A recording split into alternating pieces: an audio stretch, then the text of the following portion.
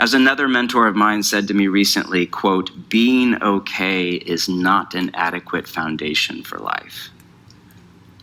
If your strategy to make your inner world okay is to make your outer world okay, that is a strategy doomed to fail. It's only a matter of when, not if. And when that happens, when it just doesn't work out, what then? There are sociologists who argue that the primary American emotion is disappointment. Some of that is due to America's myth of progress, the idea that life is this forward march, this kind of Darwinian evolutionary view, economic, capitalistic kind of model of human history and kind of human society. It's all kind of onward and upward, very liberal, very progressive idea. Some of it is due to sloppy theology in the church. Often in our well-meaning desire to encourage people to live by faith, we often accidentally preach either a kind of prosperity gospel, kind of the best is yet to come, hashtag, or a weird theological determinism of God's in control, as if every event of pain and suffering is some like divine blueprint to make you better.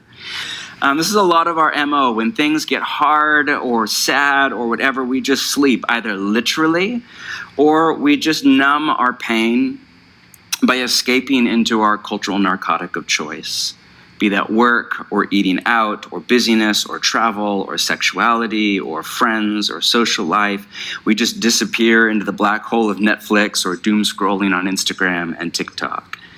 But honestly, most of us have a basic idea of what to do with the good feelings, like happiness or wonder or gratitude or anticipation, but we don't have a very good template, particularly in our culture and often in religious culture as well, for how to deal with the, quote, bad feelings. And I don't mean that in a moral sense. I mean that in the ones that do not feel good.